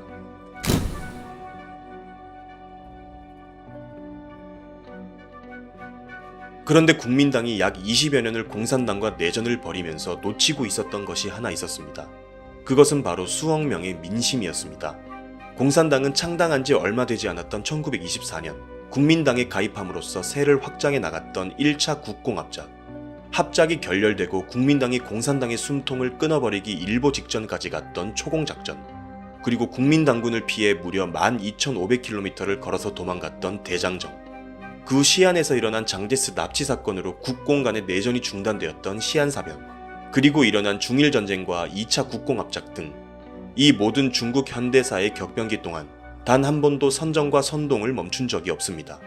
지주의 땅을 몰수해 농민들에게 나눠주며 가난한 농민들의 계급투쟁을 통해 새로운 국가를 건설해야 한다며 그들에게 사회주의 이념을 주입했고, 농민을 조직화하고 무장시켜 공산당이야말로 유일한 항일 군대라며 애국심을 고취하기도 했습니다.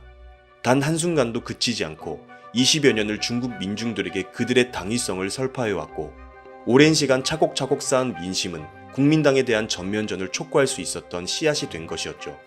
반면 중국 민중들에게 국민당은 극심한 부패로 인해 나라는 제대로 돌보지 않고 지역 군벌 간의 갈등은 제대로 해결하지 못해 늘 내전에 시달렸으며, 일본의 침략을 수수방관하면서 농민들을 잘 살게 해주겠다는 공산당 때려잡느라 수십 년 내내 전쟁이나 일삼는 세력, 그 이상 그 이하도 아니었죠. 그렇게 20년간 국민당은 모든 민심을 다 잃었고 공산당은 그 민심을 그대로 빨아들이고 있었습니다. 그리고 그것은 2차 국공내전의 판세를 완전히 뒤바꿔버리는데 결정적인 역할을 합니다.